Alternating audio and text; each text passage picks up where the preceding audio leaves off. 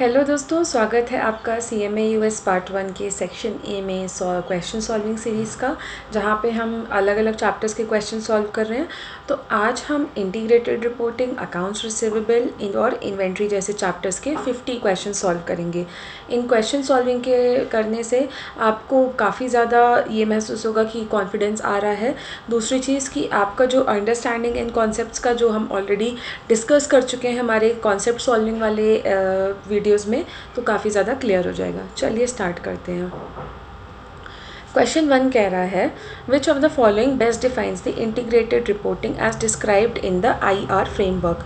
ठीक है, तो हमसे पूछ रहा है कि इंटीग्रेटेड रिपोर्टिंग का बेस्ट डेफिनेशन क्या है। तो इंटीग्रेटेड रिपोर्टिंग में क्या होता है कि हम ना ही सिर्फ फाइनेंशियल एस्पेक्ट्स को बल्कि नॉन फाइनेंशियल एस्पेक्ट्स को भी कंसिडर करते हैं।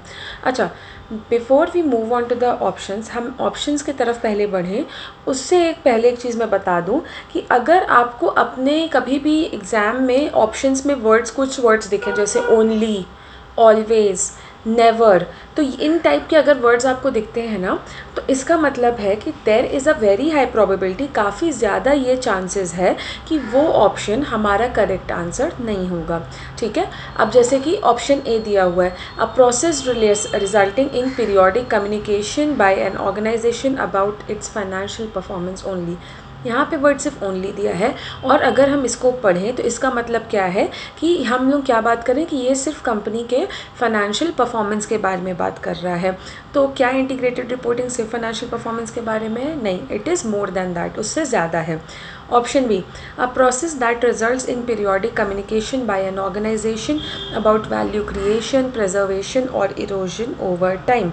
तो ये क्या कह रहा है कि इंटीग्रेटेड रिपोर्टिंग में क्या होता है, हम क्या अपने बिजनेस के थ्रू क्या वैल्यू क्रिएट कर रहे हैं, उसको हम कैसे बचा के रख रहे हैं और कैसे हम चीज़ों को नुकसान भी पहुंचा रहे हैं या कैसे वो हमारे वजह से डिग्रेड हो रही है over a long period of time, over a some period of time. ये हम बात करते हैं इंटीग्रेटेड रिपोर्टिंग में। तो क्या इंटीग्रेटेड रिपोर्टिंग इसी के बारे में है? Yes, integrated reporting is about that only. Then option C, a voluntary environmental impact reported required only for publicly traded companies। फिर से वर्ड ओनली आ गया और कह रहा है कि सिर्फ पब्लिकली ट्रेडेड कंपनीज़ के लिए। तो क्या इंटीग्रेटेड रिपोर्टिंग सिर्फ और सिर्फ पब्लिकली ट्रेडेड कंपनीज़ के लिए? नहीं, प्राइवेट वाली कंपनीज़ जो होती हैं वो भी इसको यूज़ कर सकते हैं, इंटीग्रेटेड रिपोर्टिंग फ्रेमवर्क को। फिर A supplementary schedule attached to the statement of cash flow disclosing non-cash activities। क्या इंटीग्रेटेड रिपोर्ट कुछ ऐसा है जो कैश फ्लो से अटैच होता है? बिल्कुल भी नहीं। तो ऑप्शन डी भी हमारा करेक्ट आंसर नहीं हुआ। Coming to the next question. Question number 2. Using the international framework, which of the following is not one of the 6 capitals used to describe the sources and relationships an organization uses to create value? इनमें से कौन सा 6 Capitals नहीं है? 6 Capitals अगर आपको याद हो, हम जब इंटीग्रेटेड रिपोर्टिंग चैप्टर पढ़ रहे थे तो उसमें क्या क्या था? फाइनेंशियल था, मैन्युफैक्चर था, इंटेलेक्चुअल था, ह्यूमन था, सोशल एंड रिलेशनशिप था और नेचुरल कैपिटल था। मार्केटिंग कैपिटल जैसी चीज़ कोई भी नहीं थी, तो इसीलिए मार्केटिंग कैपिटल क्या है? ये कोई सा भी कैपिटल नहीं है, और इसीलिए हमें वो आंसर चूज़ करना था जो 6 कैपिटल नहीं है। तो कौन सा 6 कैपिटल नहीं है? Marketing capital is not one of the 6 capitals। Coming to the question number 3. Question number 3 कह रहा है कि Meridian Robotics has built a proprietary software platform and an extensive patent portfolio protecting its autonomous navigating technology in integrated reporting. These resources are best classified as, मतलब क्या कर रहा है, उसने एक बिजनेस है, उसने कोई अपना प्रोप्राइटरी सॉफ्टवेयर प्लेटफॉर्म बनाया, मतलब जिसका अधिकार सिर्फ उसके पास है और उसके पास कुछ पेटेंट्स भी हैं, जिससे कि क्या है कि उनका जो टेक्नोलॉजी है वो सिर्फ उनके पास ही रहे। तो ये 6 कैपिटल्स में किस में जाएगा? तो मेरे हिसाब से ये जो है ना, ऐसी सारी चीज़ें, ट्रेडमार्क्स, कॉपीराइट्स, पेटेंट, ये सब इंटेलेक्चुअल कैपिटल में जाता है। तो ऑप्शन सी, इंटेलेक्चुअल कैपिटल सही आंसर हुआ। Question number 4.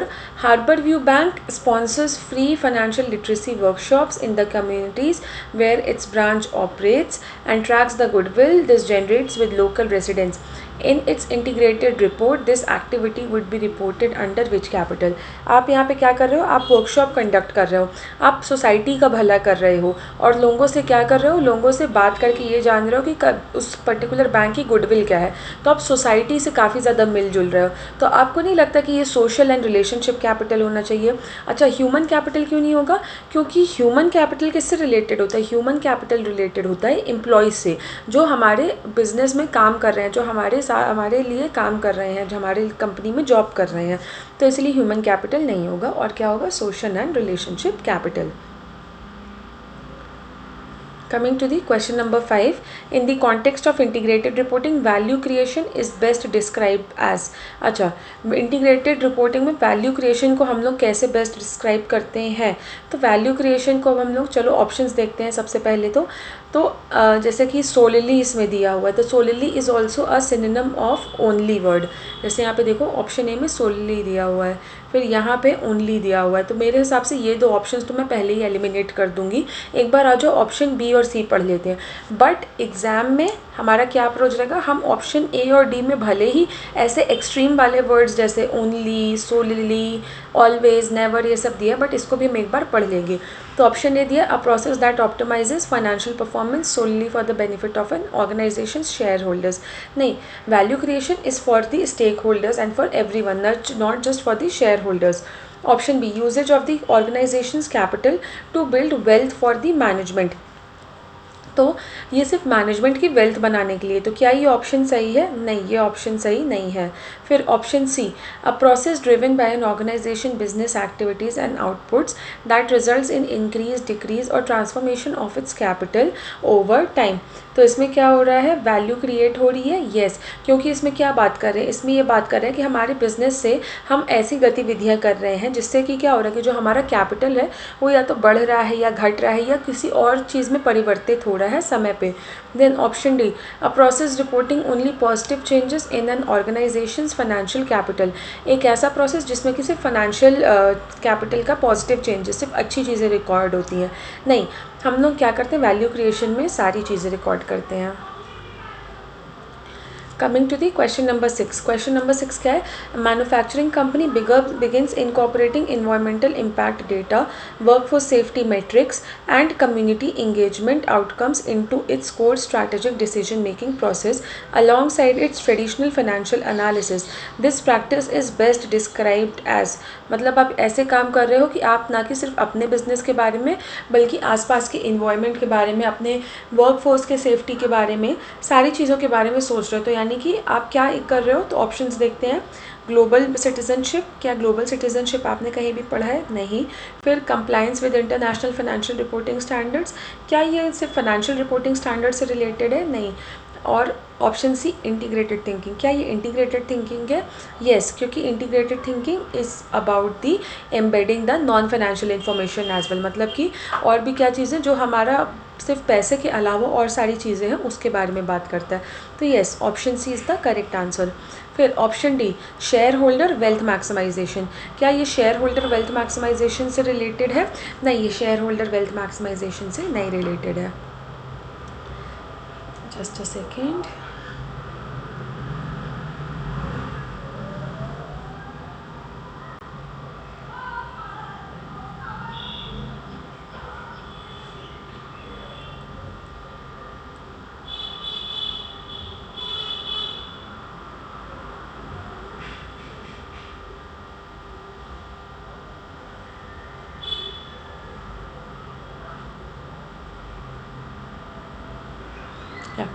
क्वेश्चन 7, अब अकाउंट्स रिसीवेबल के क्वेश्चंस आ गए। An ageing schedule of accounts receivable is used primarily to. Option A, determine the depreciation pools for fixed assets, क्या एजिंग शेड्यूल हम accounts receivable का इसलिए बनाते हैं कि डेप्रिसिएशन पता लगा सके? नहीं। फिर classify the categories of employees for payroll purpose, क्या एम्प्लॉयज़ के लिए बनाते हैं अकाउंट्स रिसीवेबल? बिल्कुल नहीं। Option C, estimate the net realisable value of the accounts receivable, yes, net realisable value मतलब क्या, हमें कितना एक्चुअल पैसा मिलेगा हमारे अकाउंट्स रिसीवेबल में कस्टमर से, तो उसके बारे में पता लगाने के लिए हम एजिंग शेड्यूल बनाते हैं। So option C becomes my correct answer. Option D, estimate the level of inventory obsolescence, क्या इन्वेंट्री कितनी पुरानी हो ये जानने के लिए हम बनाते हैं? नहीं, बिल्कुल भी नहीं। Then coming to the question number 8, the allowance method of recording estimated credit losses on accounts receivable is preferred over the direct write-off method primarily because जो हमारा क्रेडिट लॉस से अलाउंस बनाने वाला मेथड है वो डायरेक्ट राइट ऑफ मेथड के ऊपर हम क्यों प्रेफर करते हैं, क्यों ज़्यादा सही होता है।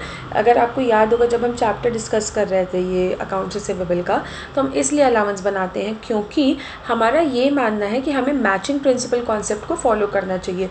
जिस साल में रेवेन्यू हुआ है उसी साल में हमें उससे रिलेटेड एक्सपेंसेस को रिकॉर्ड करना चाहिए, तो इस रीज़न से था। आइए हम अपना ऑप्शंस देखते हैं। Option B, it is easier to implement in practice. क्या इट इज़ ईजियर? नहीं, एक्चुअली में direct write off method is more easy, but again matching principle को फॉलो नहीं कर रहा है इसलिए हम लोग उसको प्रेफर नहीं करते हैं, तो ये ऑप्शन सही नहीं है क्योंकि अलाउंस मेथड थोड़ा सा ज़्यादा ईजी नहीं माना जाता है, even direct write off method को ज़्यादा ईजी माना जाता है। Then option B, achieves a proper matching of credit loss expense with the revenue that give rise to the receivable। इसमें क्या होता है कि achieves a proper matching of credit loss expense. Is this correct? Yes, क्योंकि हम credit loss expense को उसके revenue को सही से मैच कर पा रहे हैं, तो यही लिए हमारा ऑप्शन भी करेक्ट आंसर हो गया। Option C, allows management to avoid recognising any credit loss expense until an account is deemed permanently uncollectable. तो ये किसका और डेफिनेशन है? ये तो डायरेक्ट राइट ऑफ का मेथड है, तो ये तो हमारा करेक्ट आंसर हुआ नहीं। फिर option D, is required only for accounts receivable that have been factored. क्या अलाउंस मेथड सिर्फ उन अकाउंट्स रिसीवेबल के लिए है जो हमने फैक्टर किया है? नहीं, बिल्कुल भी नहीं। Now question number 9। Question number 9 को करने से पहले इसको मैं एक्सेल फाइल पे करूँगी, जो कि मैं ऑलरेडी यहाँ पे लिख के रखी हूँ, ठीक है। तो क्वेश्चन 9 में लंबा क्वेश्चन है, लास्ट लाइन पढ़ लेते हैं। What amount of credit loss expense should Renfield record to bring the allowance to the appropriate balance. चलो इसको हम स्टार्ट करते हैं क्वेश्चन पढ़ना। पहले तो हमें क्रेडिट लॉस एक्सपेंस को कैलकुलेट करना है। So Rainfield company determines its allowance for credit losses using an ageing schedule, और ईयर एंड अकाउंट्स दिया हुआ है 0 से 30 डेज़ का दिया है 5,20,000, और जिसका अनकलेक्टेबल परसेंट दिया है 1%।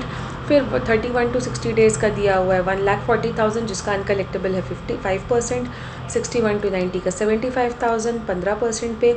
ओवर 90 डेज़ का है 32,000 जो 40% अनकलेक्टेबल है। तो अब चलो कैलकुलेट करते हैं कि मेरा क्रेडिट लॉस एक्सपेंस कितना होना चाहिए। तो this multiplied by the percentage, तो ये आ गया मेरा टोटल जो कि मेरा होना चाहिए एंडिंग अलाउंस बैलेंस, ये होना चाहिए मेरा ending allowance balance. But the question कह रहा है the credit loss for the allowance for credit loss accounts has currently a credit balance of 9,000। Allowance account में अगर क्रेडिट बैलेंस है तो वो सही है, बट अगर डेबिट बैलेंस होता तो वो अनयूजुअल बैलेंस होता और उसको हमें ऐड करना पड़ता। तो ऑलरेडी क्रेडिट बैलेंस 9,000 का है, ऑलरेडी बैलेंस कितने का है? 9,000 का ऑलरेडी इज़ देयर, और हमारा कितना होना चाहिए बैलेंस? इतना होना चाहिए। तो 9,000 में हम कितना जोड़ दें कि 36,250 आ जाए? तो 36,250 माइनस 9,000, 27,250 जोड़ देंगे 9,000 में तो 36,250 आ जाएगा हमारा एंडिंग अलाउंस बैलेंस, जो हमें हमारे इसमें अलाउंस अकाउंट में होना चाहिए। तो जितना हमें ऐड करना है वो हमारा क्या हो जाएगा? वो हमारा हो जाएगा credit loss expense, so 27,250 is my correct answer.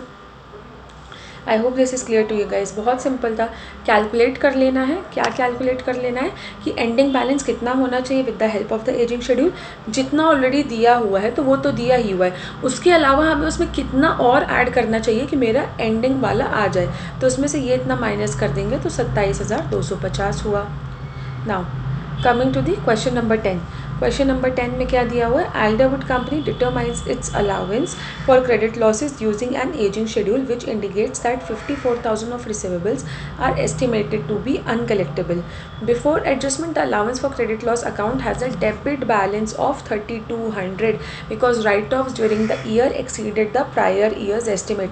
What amount of credit loss expense should Alderwood recognize for the year? जैसे क्वेश्चन 9 था, सेम क्वेश्चन नंबर 10 है, बट यहाँ पे आपको एजिंग शेड्यूल बना के कैलकुलेट नहीं करना है, क्योंकि यहाँ पे आपको एस्टिमेटेड 54,000 जो बैलेंस अलाउंस का होना चाहिए ना, एंडिंग बैलेंस एक तरह से दिया हुआ है।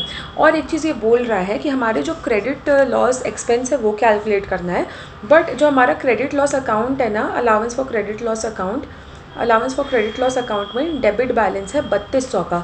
डेबिट बैलेंस है, तो debit balance is an unusual balance. और अगर आपने कॉन्सेप्ट वीडियोस ध्यान से देखा होगा, आपको याद होगा, तो डेबिट बैलेंस को हम अपने एक्सपेक्टेड एंडिंग बैलेंस में ऐड करते हैं in order to arrive at the figure of credit loss expense. So 54,000 plus 3,200, 57,200 will be my amount of credit loss expense that we should recognize. Simple, that becomes our correct answer. Now coming to the next question, question number 11.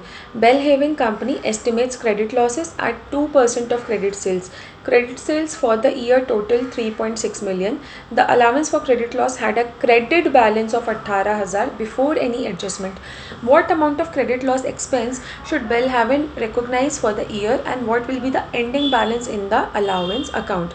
अच्छा, यहाँ पे देखो, अभी हम लोग जब ageing वाला, देखो दो तरह से हम लोग पहली बात तो कैलकुलेट करते हैं अपना क्रेडिट लॉस एक्सपेंस। एक होता है, एक मेथड होता है जब हम लोग एजिंग शेड्यूल बनाते हैं, दूसरा होता है जब हम लोग परसेंटेज ऑफ क्रेडिट सेल्स लेते हैं। तो जब एजिंग वाला शेड्यूल बनाते हैं ना, तो उसमें जो हमें वैल्यू मिलती है, that value is my expected or maybe the amount of the ending balance of the this allowance account. That should be the ending balance of my allowance account. but यहाँ पे क्या दिया हुआ है, यहाँ पे दिया है percentage of sales method. So percentage of sales method में क्या करते ना, कि जितना परसेंटेज सेल्स का निकला ना, वो हो जाएगा हमारा एक्सपेंस, वो हो जाएगा हमारा क्रेडिट लॉस एक्सपेंस, और वो जाके जुड़ जाएगा मेरे अलाउंस अकाउंट में। इसमें हम अलाउंस अकाउंट का हमारा जो भी एक्सपेंस निकलेगा ना, that should not be the balance. Okay, तो एक चीज़ ये ध्यान रखो। तो मैं कैलकुलेटर अपना खोल लेती हूँ। I will open my calculator, ठीक है, और इसको मैं 2% पे ले लेती हूँ। तो ये हो गया 72,000। 72,000 क्या हुआ, मेरा एक्सपेंस हुआ। दो ऑप्शन में मेरे को 72,000 दिख रहा है, ए और बी। और क्वेश्चन ऑलरेडी कह रहा है कि हमारे पास क्रेडिट बैलेंस है 18,000 का, ऑलरेडी 18,000 का है। अब उसमें ये 72,000 जोड़ देंगे, उसमें ये 72,000 जोड़ देंगे, तो ये बन जाएगा 90,000। तो मेरा एंडिंग अलाउंस बैलेंस हो जाएगा 90,000। अच्छा, अगर ये क्वेश्चन होता एजिंग मेथड का, अगर ये क्वेश्चन होता एजिंग मेथड का, ये तो credit percentage of credit sales का हुआ, तो इसलिए ठीक है कि हम ला रहे हैं, ये क्या हो गया, ये जाके उसमें जुड़ गया। बट अगर एजिंग का होता तो क्या होता ना, कि ये जो 72,000 हम कैलकुलेट किए हैं ना, ये 72,000 would have been my expected ending allowance balance. तो इसमें केस में क्या करते ना, 18,000 ऑलरेडी है, तो हम क्या करते ना, 72,000 में से 18,000 माइनस करते और 54,000 मेरा एक्सपेंस होता, क्रेडिट लॉस एक्सपेंस होता। क्यों? क्योंकि उस केस में क्या होता कि मेरा जो कैलकुलेट करके फिगर आया ना, वो मेरा होता है expected ending allowance balance. Okay guys, please confuse मत होना। Now coming to the question number 12. Thornwood Company sold 200,000 of its accounts receivable to a factor without recourse. Without recourse है, तो यानी कि क्या है कि the liability or maybe the credit loss, the credit risk has been transferred to whom? To a factor. मतलब कि Thornwood Company ने सपोज करो मेरे को अकाउंट रिसीवेबल अपना बेच दिया 2 लाख का, और मैंने क्या किया, ये विदाउट रिकोर्स वाला लिया। तो मतलब अगर कस्टमर मुझे पैसा देने को मना कर देगा, तो मैं थॉर्नवुड से जाके पैसा इसका नहीं कवर कर सकूँगी। तो 2 लाख पे इसने बेचा, और क्या बोल रहा है, the factor charge a finance fee of 4%। The factor charge a finance fee of 4%। तो फाइनेंस फ़ी उसका 4% मैंने उससे चार्ज किया। तो 2 लाख में से 4% मैं काट के उसको वापस करूँगी, 2 लाख में से 4% मैं उसको काट के वापस करूँगी, तो यानी कि 96% मैं उसको वापस कर रही हूँ। तो 1,92,000 मैं उसको वापस कर रही हूँ। तो मैं कितना उसको दे रही हूँ, कैश। तो थॉर्नवुड क्या रिकॉर्ड करेगा ट्रांजैक्शन, क्या जर्नल एंट्री होगी, डेबिट कैश बाय 1,92,000। आपको दो ऑप्शन में दिख रहा है, बी और सी में 1,92,000। बट हमने अकाउंट रिसीवेबल कितने का रिकॉर्ड किया था, 2 लाख। तो हमारा अकाउंट रिसीवेबल जा रहा है, तो हम इसको क्रेडिट करेंगे, अकाउंट रिसीवेबल 2 लाख। बचा हुआ 8,000 कहाँ जाएगा, बचा हुआ 8,000 जाएगा हमारा loss on sale of receivables में। बचा हुआ 8,000 कहाँ जाएगा, loss on sale of receivables में। Coming to the question number 13. Which of the following statement is true regarding the assignment of accounts receivable versus factoring of accounts receivable. Assignment में क्या होता है, असाइनमेंट में ये होता है एक तरह से कि आप अपने अकाउंट्स रिसीवेबल को एज अ कोलैटरल रख देते हो, लोन के उस तहत लोन के बदले में एज अ कोलैटरल रख देते हो, गिरवी रख देते हो, और फिर उसके बाद आपको पैसा बदले में पैसा मिल जाता है। फैक्टरिंग में क्या होता है, फैक्टरिंग में ये होता है कि आप अपना एक तरह से अकाउंट्स रिसीवेबल बेच देते हो। ठीक है, अब दोनों के बारे में क्या स्टेटमेंट सही है। Option A, in a factoring agreement that qualifies as a true sales the transferee factor generally assumes the risk of default by the customer. Yes, अगर वो एक सेल की तरह क्या क्वालिफाई हो रहा है, मतलब हम अपने बुक्स से अकाउंट रिसीवेबल को हटा दे रहे हैं, तो उस केस में क्या होगा कि जो रिस्क ऑफ डिफ़ॉल्ट है, मतलब अगर कस्टमर पैसा नहीं दिया तो वो कौन बियर करेगा, वो फैक्टर, और जिसको हम कह सकते हैं ट्रांसफरी, वो अज्यूम करेगा। तो ये ऑप्शन सही है, yes this is the correct answer. Option B और सी डी क्यों गलत है। Option B, in an assignment of accounts receivable, ownership of the specific receivables is always transferred to the lender, extinguishing the transferor's obligation। नहीं, ये सही नहीं है, क्योंकि हम ओनरशिप रिसीवेबल्स का नहीं ट्रांसफ़र करते हैं, हम उसको सिर्फ गिरवी रख देते हैं।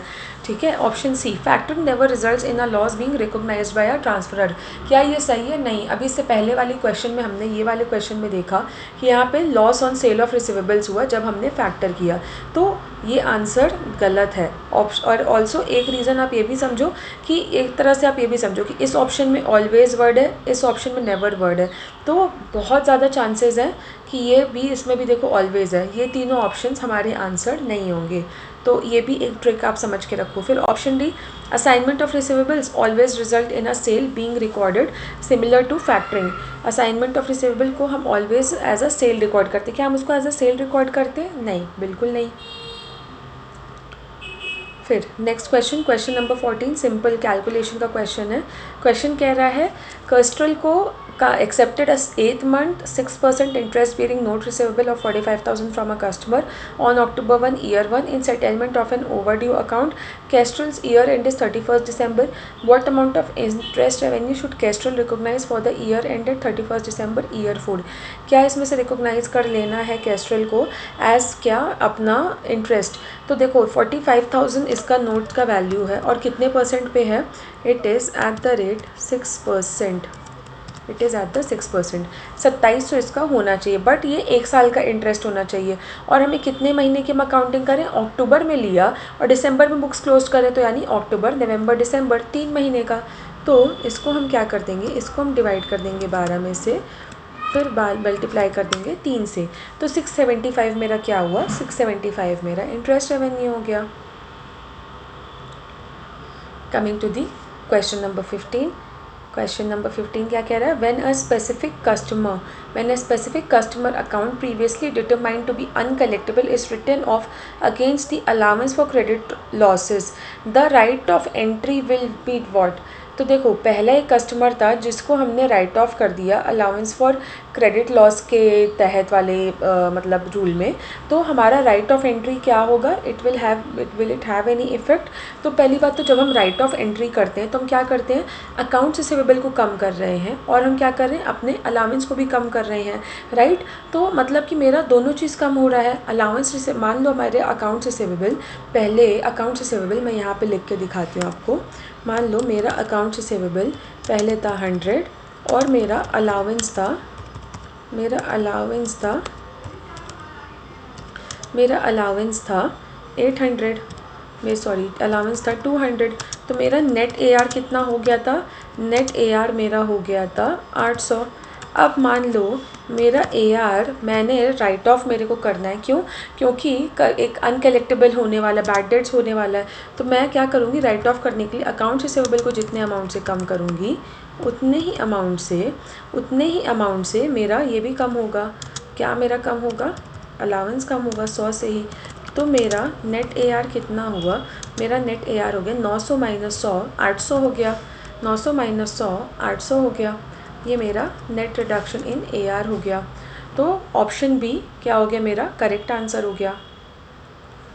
Question number 16, just a second, जिसका मैंने यहाँ पे एक्सेल में डाल के रखा है, यस क्वेश्चन 16 डाल के रखा है। अब देखो ठीक है, क्वेश्चन 16 समझने के लिए हम क्या करेंगे, यहाँ पे हम मैंने ऑलरेडी एक्सेल पे इसको डाल के रखा है।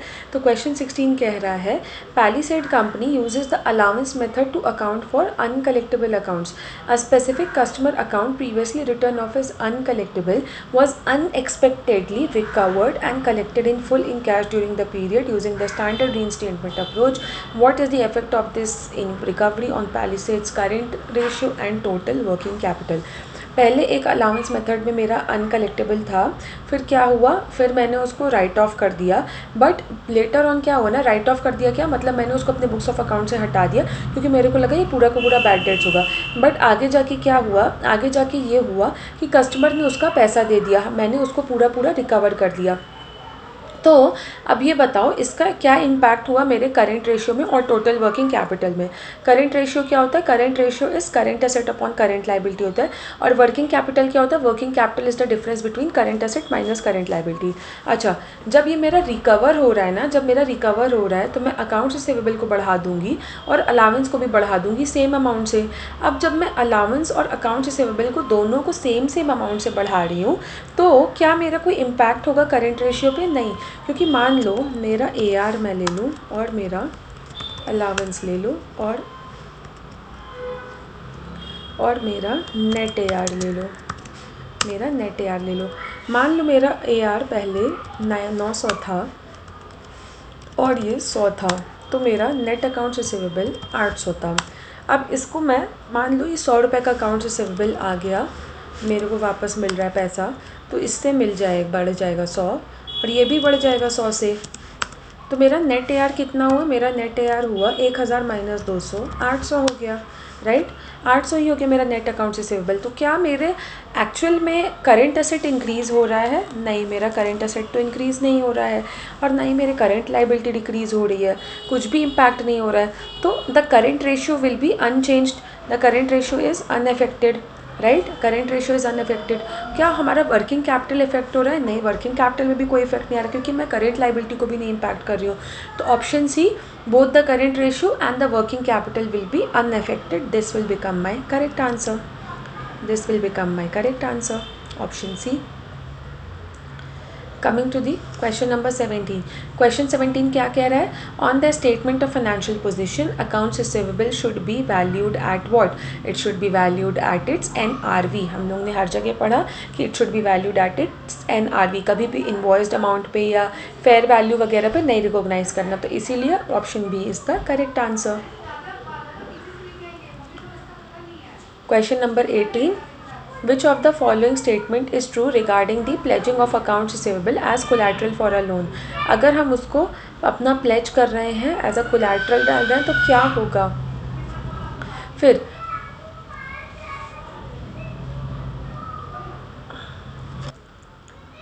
Sorry for the interruption guys. So question number 18 हम लोग देख रहे थे कि असाइनमेंट में अकाउंट रिसीवेबल को which of the following statement is true regarding pledging of account receivable as collateral for a loan. जब हम लोग अकाउंट रिसीवेबल को प्लेज करते हैं, एज अ लोन में कोलैटरल देते हैं, तो क्या हमारा करेक्ट आंसर होना चाहिए। ऑप्शन है the receivables are removed from transferor's books once pledged. क्या हम इसको अपने बुक्स ऑफ अकाउंट से हटा देते हैं अगर हम इसको गिरवी रखते हैं? नहीं, बिल्कुल भी नहीं, बिल्कुल भी नहीं। फिर option B, the receivables remain on the transferred books and the liability is recorded for the loan proceeds received. क्या ये करेक्ट आंसर है? येस, ये करेक्ट आंसर है, क्योंकि हम अपने बुक्स पे उसको रिकॉर्ड तो करते ही करते हैं, बट साथ के साथ हम क्या करते हैं, जो उससे हमें पैसा मिला है ना लोन में से, उसको हम एज अ लाइबिलिटी दिखाते हैं। फिर ऑप्शन सी और डी क्या कह रहा है, ऑप्शन सी में देखो ऑलवेज वर्ड है, ऑप्शन डी में ओनली वर्ड है। देखो ना, ऑलवेज और ओनली वर्ड है, तो एनीवेज ये तो मैं इसको पहले ही जो है डिस्क्वालीफाई कर देती। तो option C, pledging always results in the loss of ownership of the receivables to the lender. ठीक है, तो क्या इससे लॉस ऑफ ओनरशिप होता है? बिल्कुल भी नहीं। Option D, pledging is only permitted for receivables that are already past due. तो क्या ये सिर्फ उनके लिए ही है जो सिर्फ बहुत ज़्यादा ओवर ड्यू हो गए हैं? नहीं, ऐसा कुछ भी नहीं है। Coming to the question number 19, Oakhurst company had the following data for year, credit loss expense recognized, इतना इतना इतना इतना सारी चीज़ें दी हुई हैं। What is the ending balance in Oakhurst allowance for credit losses account? Coming to this Excel file, just a second guys. Okay guys, so question number 19. Question number 19 क्या कह रहा है कि हमें क्या कैलकुलेट करना है. पहली बात तो कि लास्ट लाइन पढ़ो. एंडिंग बैलेंस इन नो खर्च allowance for credit loss account. अच्छा, allowance for credit loss account में हमें क्या एंडिंग बैलेंस मिलेगा.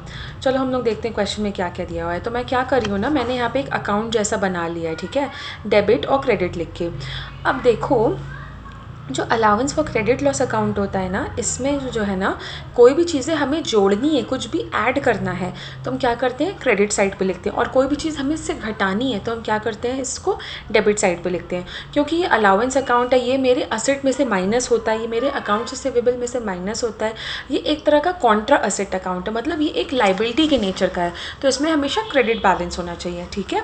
अब देखो क्वेश्चन क्या कह रहा है. Oakhurst company had the following data year. Credit loss expense recognised as 18,000. कितना रिकॉग्नाइज हुआ, क्रेडिट लॉस एक्सपेंस. और क्रेडिट लॉस एक्सपेंस क्या करता है, मेरे अलाउंस अकाउंट को बढ़ाता है, तो वो मैंने क्रेडिट साइड पे लिख दिया 18,000.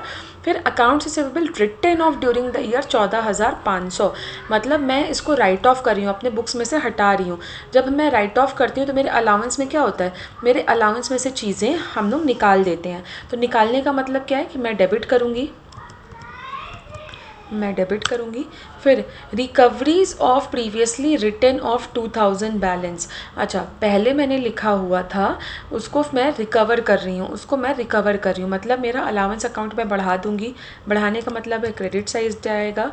फिर क्वेश्चन क्या कह रहा है, allowance for credit losses beginning balance credit is given as 22,000. Beginning balance कितना है, 22,000 इतना दिया हुआ है. तो what is the ending balance in Oakhurst's allowance for credit losses account. Ending balance इसमें कितना होगा, तो अब दोनों साइड का टोटल ले लेते हैं. डेबिट साइड का इतना है 42,000 और क्रेडिट साइड का कितना है 14,500. तो इसमें से डेबिट साइड का मैं माइनस कर दूंगी. कितना आया, 27,500 is my ending balance that should be there in my allowance for credit loss account. Now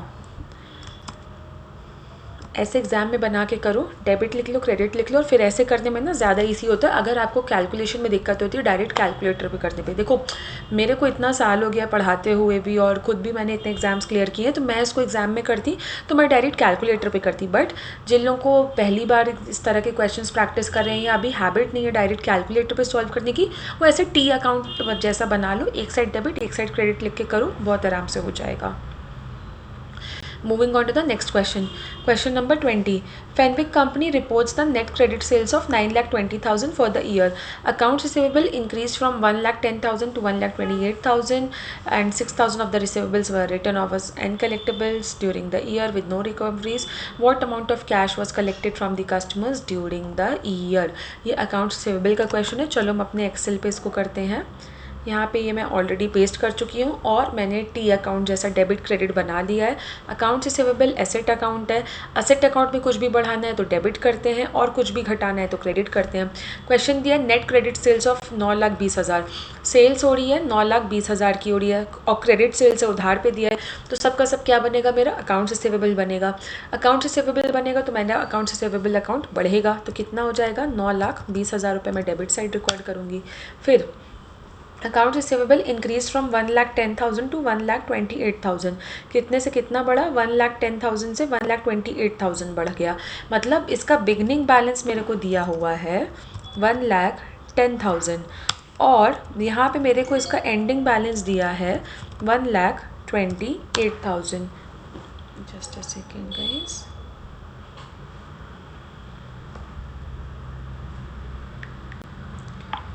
okay, तो ये एंडिंग बैलेंस दिया हुआ है. अब ड्यूरिंग द ईयर, ठीक है, और 6,000 of receivables were return of us and collectable during the year. 6,000 मैंने राइट ऑफ किया. जब मैं राइट ऑफ करती हूँ तो मैं क्या करती हूँ, मैं अकाउंट रिसीवेबल में से रिड्यूस करती हूँ. तो 6,000 मैंने राइट ऑफ किया और मेरा जो कैश कलेक्टेड होगा वो पूछ रहा है what amount of cash collected was collected from the customers during the year. तो मेरा कैश कलेक्टेड भी क्या होगा, मेरे अकाउंट रिसीवेबल को रिड्यूस करेगा, तो वो भी क्रेडिट साइड पे जाएगा, तो वो फिगर हमें कैलकुलेट करना है. तो मैं यहाँ पे कैश कलेक्टेड लिख के छोड़ दे रही हूँ. अब मेरे डेबिट साइड का टोटल कितना है, इतना 1,00,000 सॉरी 10,03,000 और मेरा क्रेडिट साइड का टोटल कितना कितना दिया हुआ है, इतना दिया हुआ है। तो ये दोनों साइड डेबिट क्रेडिट तो मैच होना चाहिए, तो ये मैच नहीं हो रहा है। क्यों? क्योंकि हमारा कैश कलेक्टेड हमें कैलकुलेट करना है। तो मेरा कैश कलेक्टेड फिगर कितना होगा, मेरा कैश कलेक्टेड फिगर होगा डेबिट साइड का टोटल में से क्रेडिट साइड का जो बची हुई चीज़ है उसको माइनस कर देंगे। तो ये कैश कलेक्टेड को मेरा बोलेंगे प्लग फिगर, इसको बोलेंगे this is my plug figure and this will be 8,96,000 जो कि मेरा क्या होगा, मेरा cash collected from the customers होगा। Coming to the question number 21, which of the following best describes a perpetual inventory system? इनमें से कौन सा perpetual inventory system को सबसे अच्छे से डिस्क्राइब कर रहा है? अच्छा, अकाउंट रिसीवेबल के क्वेश्चंस हो चुके हैं, अब हम इन्वेंट्री के क्वेश्चंस पे आते हैं। तो अब हमारे सीधे 30 क्वेश्चंस हम पूरा कोर इन्वेंट्री का करेंगे, जिससे आपके काफ़ी सारे कॉन्सेप्ट्स क्लियर हो जाएंगे। तो क्या दिया हुआ है, इन्वेंट्री का मेरा बेस्ट डेफिनेशन क्या है परपेचुअल इन्वेंट्री सिस्टम का? Option A, inventory quantifies and costs are updated continuously as purchases and sales occur. तो क्या ये करेक्ट आंसर है? येस, क्योंकि हम क्या करते हैं, हर परचेज और सेल के बाद अपना इन्वेंट्री अकाउंट को अपडेट करते हैं। Option B, inventory qualifies and costs are updated only at the end of accounting period based on a physical count. This is the definition of periodic system, not the perpetual. Option C क्या है, is valued exclusively using the weighted average method. नहीं. Option D, inventory is recorded at fair value at each reporting date. नहीं, inventory को हम कैसे value करते हैं, या तो LCM मेथड यूज़ करते हैं या तो LCNRV मेथड यूज़ करते हैं। Now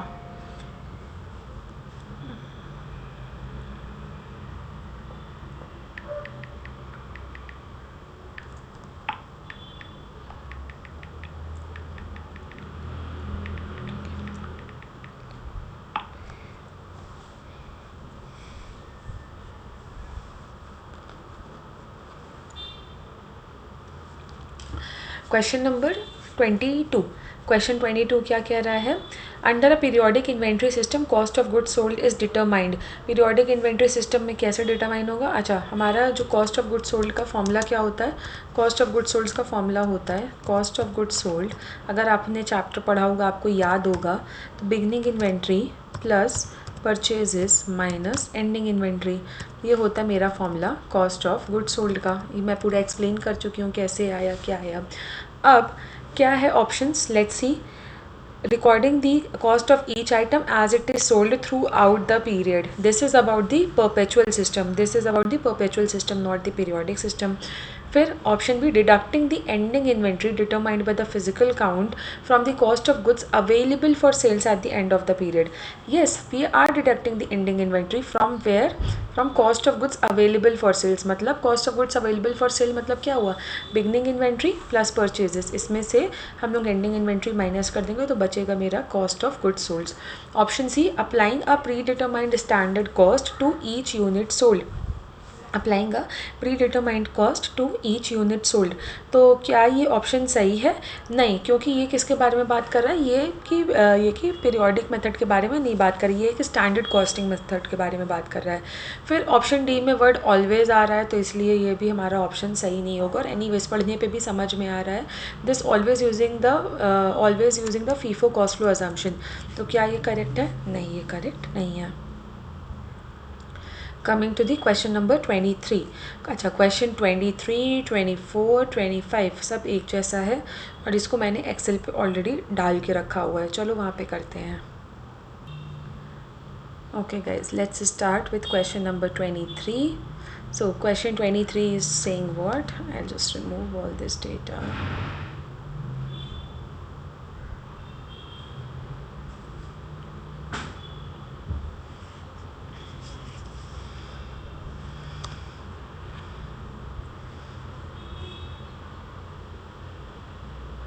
Okay, perfect. Now the solving will become really easy. तो question is saying क्या कि Caro Supply Company had the following activity for item Z during May. ये चीज़ें हुई हैं. लास्ट लाइन पढ़ो क्या बोल रहे हैं. Using FIFO on a perpetual basis what is the value of ending inventory. FIFO perpetual से एंडिंग इन्वेंट्री का बैलेंस निकालना है. अच्छा, ऐसे क्वेश्चन जब आए तो पहले सिंपली एक टेबल टाइप का कुछ भी अपना लिख के क्वेश्चन में बना लो, जिससे कि तुम्हारा जो अंडरस्टैंडिंग है ना वो काफ़ी ज़्यादा क्लियर हो जाए। क्वेश्चन 24 भी आ रहा है, मैं कंफ्यूज नहीं करना चाहती। तो चलो क्वेश्चन में क्या है, पहले तो दिया हुआ है, यहाँ पे दिया है May 1 में ओपनिंग इन्वेंट्री है 100, जिसका दाम कितना है 8। फिर 6 मई को परचेजेज हुई जिसका 150 यूनिट है और कितना है 8.4।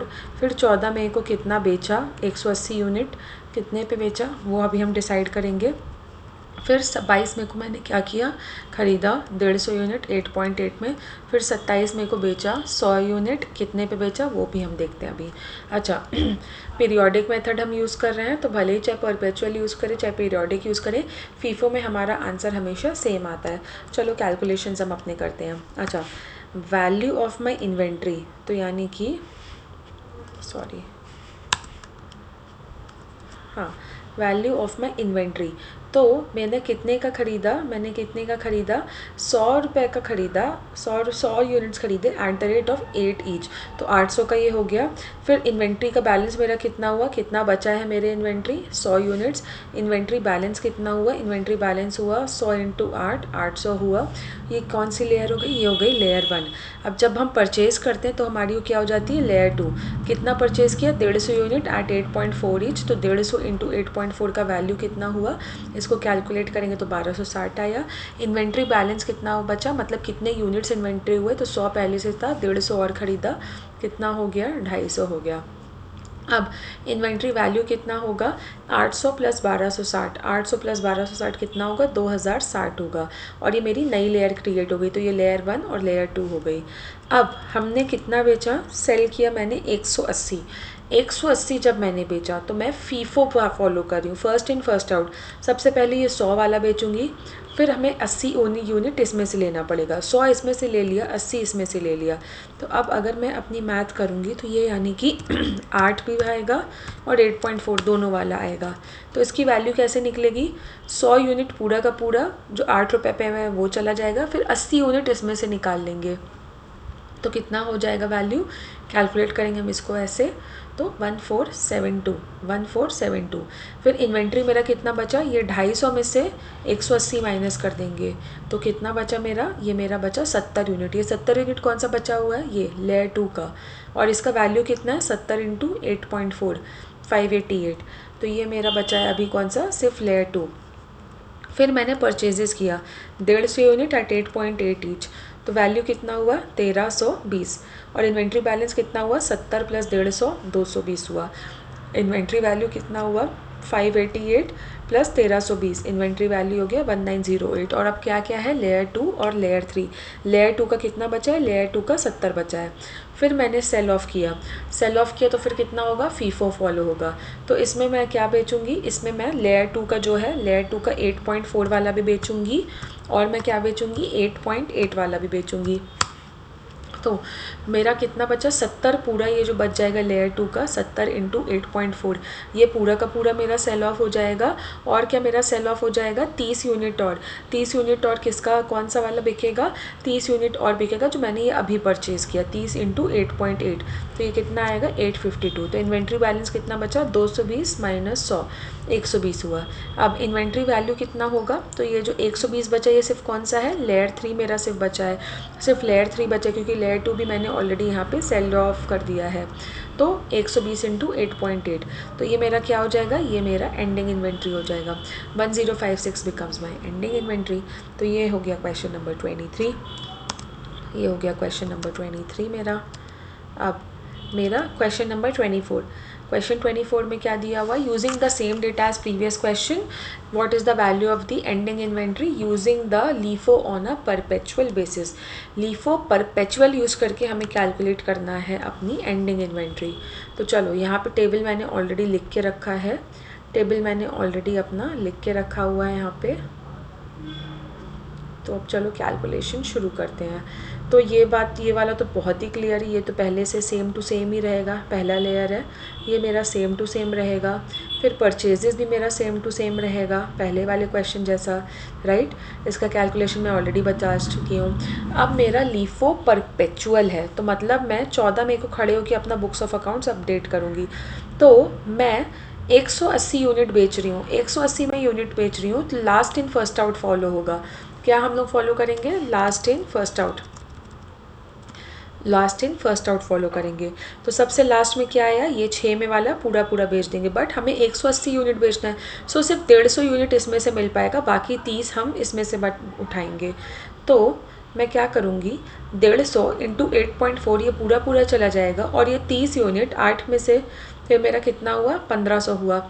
और इन्वेंट्री का बैलेंस कितना होगा? इन्वेंट्री बैलेंस कितना होगा? 250 माइनस 180, 250 माइनस 180 कितना होगा? 70 होगा। और ये इन्वेंट्री का वैल्यू कौन सा होगा भाई? लेयर 1, ये जो लेयर 2 था ये मैंने पूरा पूरा बेच दिया, मेरा पूरा पूरा लेयर 2 बिक गया, तो ये सिर्फ लेयर 1 हुआ। तो 70 इंटू 8 पे 560 बचा। क्या बचा? सिर्फ लेयर 1 मेरा बचा। अब मैंने फिर से परचेजेस किया, कितना? 1320 का। इन्वेंट्री बैलेंस कितना हुआ? ये 70 प्लस ये जो 150 अभी खरीदा, तो कितना हो गया? 220। अब इन्वेंट्री का वैल्यू कितना हो गया? ये 560 प्लस ये 1320, ये 560 प्लस ये 1320, तो कितना हुआ? 1880। तो हमारे पास क्या बचा है? लेयर 1 70 यूनिट और लेयर 3 150 यूनिट बचा है। अब सेल्स करना है, तो हम कहाँ से? लास्ट इन फर्स्ट आउट करेंगे। लास्ट इन कौन सा था? ये वाला था, तो इसका 100 यूनिट बेच देंगे, 100 एट 8.8, तो 880 बिक गया। बचा कितना? 220 बचा। 220 कितना बचा? 220 में से 100 बिक गया, तो सिर्फ 120 बचेगा।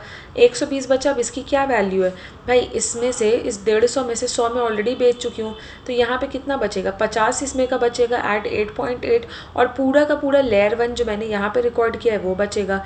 तो कितना बचा? 70 इंटू 8 लेयर 1 का, और लेयर 3 में से क्या बचेगा? लेयर 3 में से 50 यूनिट बचेगा। तो ये कैलकुलेट हो गई, 1000 हो गई मेरी एंडिंग इन्वेंट्री, 1000 हो गई मेरी एंडिंग इन्वेंट्री। आंसर देख लो यहाँ पे, 1000 आया मेरा एंडिंग इन्वेंट्री में। Now coming to the next question, question number 25 में क्या कह रहा है? Using the same data as the previous questions, find what is the value of the ending inventory using the periodic weighted average method. Periodic weighted average method again is the easiest, one of the easiest method. तो periodic weighted average में हम क्या करते हैं? periodic weighted average method में हम ये करते हैं कि पहली बात तो हम कैलकुलेट कर लेते हैं,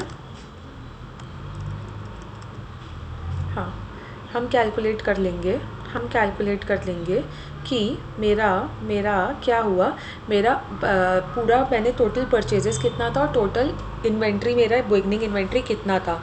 और पहले हम उससे कैलकुलेट करेंगे अपनी हम कैलकुलेट करेंगे एवरेज कॉस्ट पर यूनिट। अच्छा, अब मेरा यहाँ पे वैल्यू इन कितना हुआ? वैल्यू इन मेरा हुआ 800 का। वैल्यू इन मेरा कितना हुआ? 800 का। तो अब यहाँ पे ये सारी चीज़ें कैलकुलेट करने की ज़रूरत नहीं है। फिर परचेजेस में मेरा कितने का वैल्यू आया? 1260 का। कैसे निकला? 150 इंटू 8.4। फिर मेरा वैल्यू कितना आया?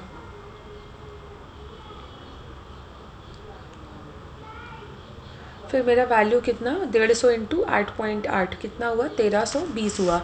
तो मेरा टोटल कॉस्ट कितना हुआ इन्वेंट्री का? सारा इसका सॉरी टोटल कॉस्ट कितना हुआ? 800 प्लस 1260 प्लस 1320, इतना मेरा total cost of inventory that was available for after the purchases and including the beginning inventory. और टोटल यूनिट्स कितना हुआ? Total units will be beginning inventory plus the purchases, तो वो कितना आ रहा है? 100 150 150 400 हुआ। तो एवरेज कॉस्ट पर यूनिट कितना हुआ? 3380 divided by 400, 8.45 becomes my average cost per unit. अब हमें कैलकुलेट करना है, इस क्वेश्चन में क्या बोल रहा है? ये क्वेश्चन हमें बोल रहा है कि क्या कैलकुलेट करना है? एंडिंग इन्वेंट्री कैलकुलेट करना है। तो यानी जो सेल ऑफ कर दिया, सेल ऑफ कितना कर दिया? 280 सेल कर दिया, और मेरा टोटल यूनिट्स कितना था? 400 था, 400 यूनिट था, तो कितना सेल ऑफ कर दिया हमने? कितना सेल ऑफ कर दिया? 400 में से 280 माइनस हो गए, तो 120 मेरा एंडिंग हो गया।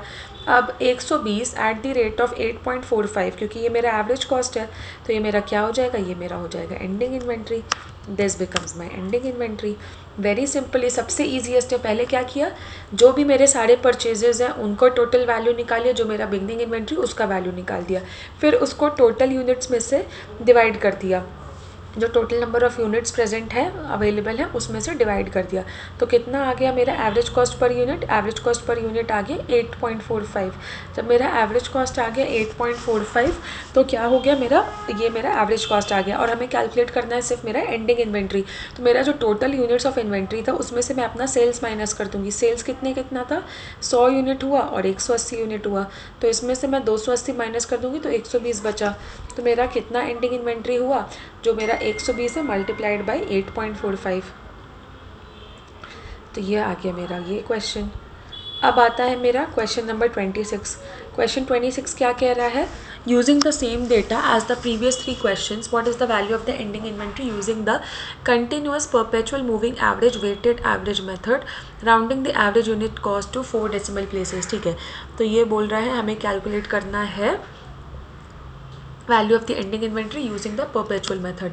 परपेचुअल मेथड में क्या होता है ना दोस्तों, परपेचुअल मेथड में हम ये करते हैं कि हर बार जब भी सेल्स होती है और हर बार जब भी परचेजेस होती है तो उसके बाद हमारा जो पर यूनिट कॉस्ट है, पर यूनिट एवरेज कॉस्ट है, वो हम अपडेट करते हैं। तो देखो लेयर 1 तो मेरी सेम टू सेम रहेगी, लेयर 1 मेरी सेम टू सेम रहेगी, जो कैलकुलेशन था वो सेम रहेगा। एवरेज कॉस्ट कैसे कैलकुलेट किया, total value divided by the units in hand. तो 800 डिवाइडेड बाय 100 8 यूनिट्स हुआ। अब परचेजेस मेरा जो हुआ, परचेजेस की वैल्यू कितनी हुई, परचेजेस वैल्यू हुई मेरी 1260 और मेरा टोटल यूनिट्स इन हैंड कितना हुआ, कितना मेरे पास है 100 प्लस 150 250 यूनिट्स है। इसका टोटल वैल्यू क्या है 1260 प्लस 800 2060 हुआ।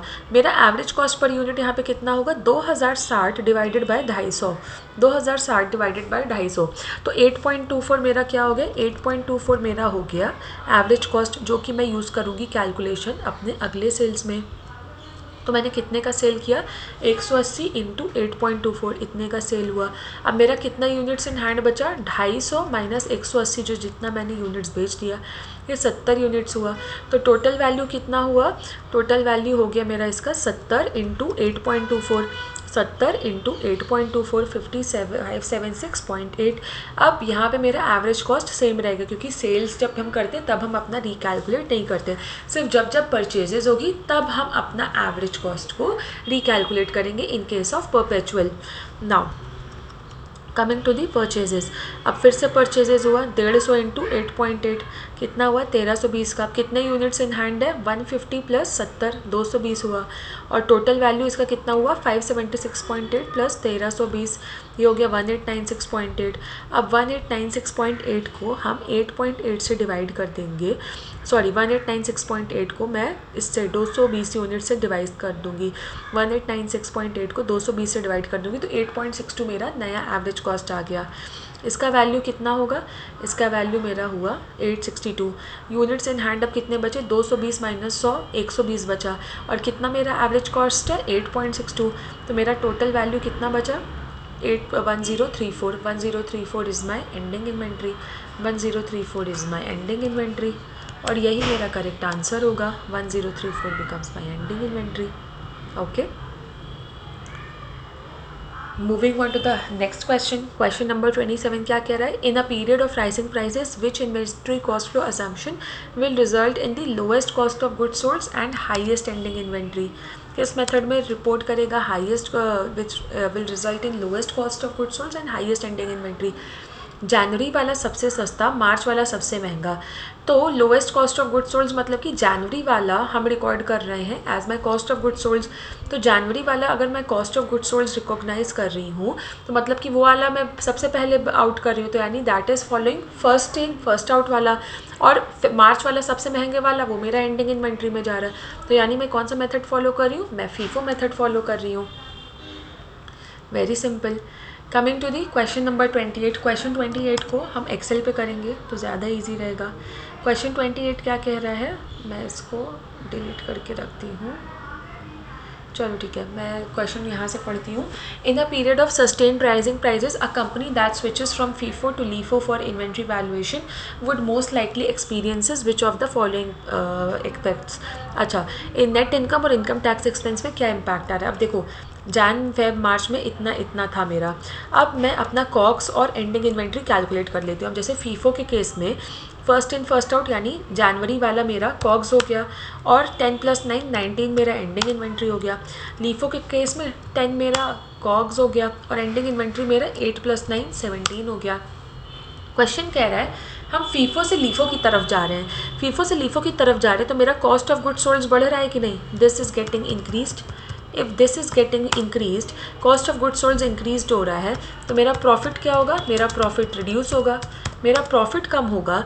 इफ़ मेरी प्रॉफिट कम होगा तो मेरा टैक्सेस भी कम होगा, तो option B will become my correct answer और not. Yes, option B, the low it will lower the reported net income and it will lower the income tax expense and hence it became the answer. Now moving on to the question number 29. Question 29 क्या कह रहा है, ये भी हमारा वहाँ पे लिखा हुआ है, मेरे एक्सेल में मैंने नोट डाउन करके रखा है। चलो यहीं पे करते हैं, ज़्यादा सही रहेगा।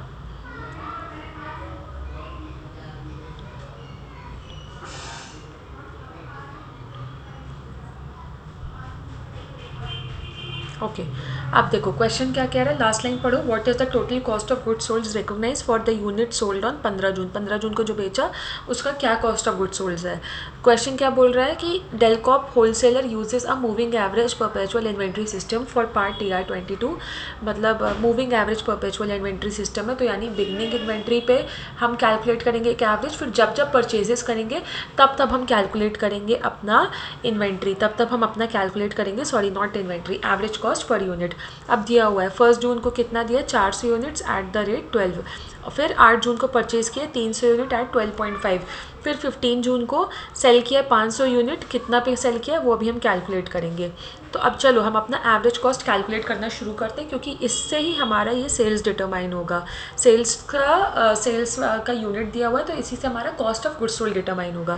तो ये 400 यूनिट जो 12 पे खरीदा है कितने का इसका वैल्यू होगा, 4800। फिर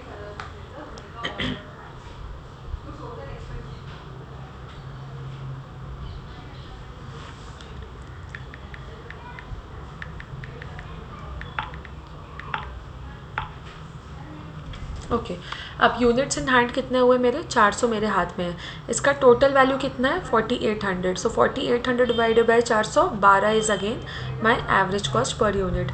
अब परचेजेस हम कैलकुलेट करते हैं, तो परचेजेस का वैल्यू मेरा कितना है 300 इंटू 12.5 कितना 3750। यूनिट्स इन हैंड कितना है 400 + 300 700, फिर टोटल वैल्यू कितना है 4800 + 3750, ये कितना है 8550। एवरेज कॉस्ट हम कैसे निकालेंगे, 8550 डिवाइडेड बाय 700, 8550 डिवाइडेड बाय 700, 12.214 ये मेरा हो गया, 12.214 हो गया हमारा एवरेज कॉस्ट पर यूनिट, ये हो गया मेरा एवरेज कॉस्ट पर यूनिट। और अब ये 12.214 will be use to calculate my COGS, तो मेरी कॉग्स की वैल्यू कितनी हो गई, this multiplied by this multiplied by this, तो कितना आया 6107। 6107 will be my cost of good sold. और क्वेश्चन क्या बोल रहा है, हमें कॉस्ट ऑफ गुड सोल्ड कितना रिकॉग्नाइज करना चाहिए 15 जून वाले के लिए, it is 6107। 6107 it became our answer. Question 30 question 30 भी मैंने वहाँ लिखा है, नहीं क्वेश्चन 30 एक्सेल पे नहीं है। चलो क्वेश्चन 30 को ऐसे सॉल्व करते हैं, which inventory cost flow method is most appropriate for a business that sells unique high value items such as custom jewellery और luxury automobiles where each unit can be individually tracked from purchase to cell. तो ये कौन सा method हो सकता है, specific identification method इसमें use कर सकते हैं, क्योंकि इसमें हर एक यूनिट अलग है, अपने में हर एक यूनिट अपने में अलग है, और क्या होगा हम इसको आराम से ट्रैक कर पाएंगे, तो इसीलिए specific identification method will be the best. Coming to the question number 29। Question 29 क्या कह रहा है कि Delcop uses a this last में पढ़ो, एक सेकेंड हम लोग क्वेश्चन 29 पे थे ना, नो क्वेश्चन 29 एक्चुअली हो चुका है, या क्वेश्चन 31 पे हम थे, सॉरी गाइज। क्वेश्चन 31 कह रहा है Granger hardware had the following activity for a specific period during the year, और क्या कैलकुलेट करना है using the periodic LIFO, what is the cost of goods sold for the year. Periodic LIFO क्या के cost of goods sold, तो इसको हम Excel पे सॉल्व करेंगे। अब देखो क्वेश्चन यहाँ पे ऑलरेडी दिया हुआ है, पीरियोडिक लीफो यूज़ करके what is the cost of goods sold for the year. अब देखो क्या क्या चीज़ें दी हुई हैं। Opening inventory 200 at the rate 15, purchases 300 unit at 16.5, purchases of 250 unit 17.25, तो total unit sold during the year is 550। तो हमें इसको कैलकुलेट करके क्या फाइंड आउट करना है यूजिंग पीरियोडिक लीफो कि क्या है कॉस्ट ऑफ गुड्स सोल्ड। अब देखो 200 इंटू 15 3000 मेरा हो गया। इसको मैं ऐसे हाइड कर देती हूँ तो ज़्यादा इजी रहेगा मेरे को एक्सप्लेन करने में। अब देखो 200 इंटू 15 यानी कितना हुआ, 200 इंटू 15 हुआ, 200 इंटू 15 हुआ 3000। फिर इन्वेंट्री यूनिट्स बैलेंस कितना है 200, फिर इन्वेंट्री बैलेंस कितना है मेरा 200, ये क्या है लेयर 1। अब आता है लेयर 2, 300 इंटू 16.5 ये कितना हुआ 4950। इन्वेंट्री यूनिट्स कितना बैलेंस हुआ 200 300 500, और इन्वेंट्री का वैल्यू कितना हुआ, इन्वेंट्री का वैल्यू हुआ ये 3000 प्लस ये 4950, तो 7950 हुआ। तो ये हो गया लेयर 1 प्लस लेयर 2। फिर एक और लेयर आ गई क्योंकि मैंने परचेजेस किया, तो 250 इंटू 17.25 कितना हुआ 4312.5। इन्वेंट्री बैलेंस कितना हुआ 500 प्लस 250 750। इन्वेंट्री वैल्यू कितना हुआ, इन्वेंट्री वैल्यू हुआ 7950 प्लस 4312.5, तो 12262.5। तो ये यहाँ पे क्या क्या है लेयर 1 2 और 3 सब है। अब क्वेश्चन बोल रहा है कि 550 का सेल्स हुआ, तो इसका कॉस्ट ऑफ गुड्स सोल्ड कितना हुआ, तो मेरा कितना है 550 यूनिट बेचा मैंने। अब जो मैं 550 यूनिट बेच रही हूँ वो last in first out method use कर रही हूँ, तो 250 प्लस 300, तो ये मेरा हो गया 550 यूनिट, ये पूरा चला जाएगा। तो यानी कि कितना जाएगा, ये मेरा जाएगा लीफो पीरियोडिक है। अच्छा लीफो पीरियोडिक है मेरा, लीफो पीरियोडिक है, तो मैं यहाँ पे खड़े होकर मैं सेल्स कर रही हूँ, तो लास्ट इन मेरा क्या हुआ ये 250 यूनिट हुआ, राइट, ये मेरा 250 यूनिट होगा पूरा का पूरा लीफो पीरियोडिक। हाँ, what is the cost of goods sold, तो मेरा ये 500 यूनिट पूरा का पूरा हो जाएगा, this entire 7950, right, this is will be मैं पूरा का पूरा, तो ये पूरा हो जाएगा। और फिर 250 यूनिट्स ये वाला, 250 यूनिट ये वाला, जस्ट अ सेकेंड, कुछ तो मैंने गड़बड़ किया है क्या इसमें, नहीं, ये नेक्स्ट क्वेश्चन का, सॉरी या, तो ये नेक्स्ट क्वेश्चन का है, इसको मैं ऐड ऑन कर दूँ। हाँ, तो मेरा cost of goods sold calculate करना है, तो मैंने 550 यूनिट बेच रही हूँ, और मैं 550 यूनिट मैं बेच रही हूँ, तो मैंने क्या करी लीफो पीरियोडिक, तो यानी कि लास्ट इन फर्स्ट आउट, तो ये पूरा 250 चला जाएगा और ये 300 चला जाएगा, तो 250 प्लस 300 कितना हुआ 550 हुआ। तो यानी कि ये दोनों जो वैल्यू ऐड हुई है ना, इसी का सम टोटल, इसका मैं सम टोटल अगर मैं करूँ 4950 प्लस 4312.5 कितना 9262, ये मेरा क्या हो गया, ये मेरा हो गया कॉस्ट ऑफ गुड्स सोल्ड। क्यों, क्या मैं फॉलो कर रही हूँ लीफो पीरियोडिक, तो ये दो। अब moving on to the next question, moving on to the question number 32। Question क्या कह रहा है, using the same data as previous question, what is the cost of the goods sold for the year using periodic FIFO. अच्छा, periodic FIFO अगर हम लोग follow करें, first in first out, तो फर्स्ट इन फर्स्ट आउट अगर मैं follow कर रही हूँ, तो क्या होगा भाई, मैंने क्या किया, मैं ये टेबल को यहीं सेम टू सेम रहेगा, पीरियोडिक फीफो होगा, तो यानी कि क्या होगा पीरियोडिक फीफो, तो यानी कि फर्स्ट इन फर्स्ट आउट, मैं से फर्स्ट इन क्या था 200, तो ये पूरा 200 जाएगा, फिर ये 300, ये 200 300 जाएगा पूरा, तो ये 500 यूनिट पूरा जाएगा, और इसकी वैल्यू कितनी है 7950, ये 500 यूनिट, फिर 50 यूनिट इस वाले परचेसेस में ले लेंगे, और ये 50 एट द रेट ऑफ 17.25, ये 50 एट द रेट ऑफ 17.25 कितना हुआ 862.5, और इन दोनों का टोटल मैंने यहाँ पे कर दिया, तो 8812.5 मेरा हो गया cost of goods sold as per FIFO periodic में बस क्या किया, कुछ नहीं करना है, बस स्टार्टिंग में से हमें सेल करते जाना है, फर्स्ट इन फर्स्ट आउट, तो ये वाला पहले पूरा बेचा, ये वाला पूरा बेचा, 300 200 500 हुआ, इन 500 का वैल्यू 7950 था प्लस 50, और तो ये आ गया मेरा पूरा 8812.5। क्वेश्चन नंबर 33 में क्या कह रहा है, which of the following inventory cost flow assumption is permitted under US gap but prohibited under IFRS. कौन सा permitted under US gap but prohibited under IFRS, LIFO method of accounting, very simple very easy. हाँ, question number 34, question 34 हम Excel पे solve करेंगे। Question 34 हम Excel पे solve करेंगे।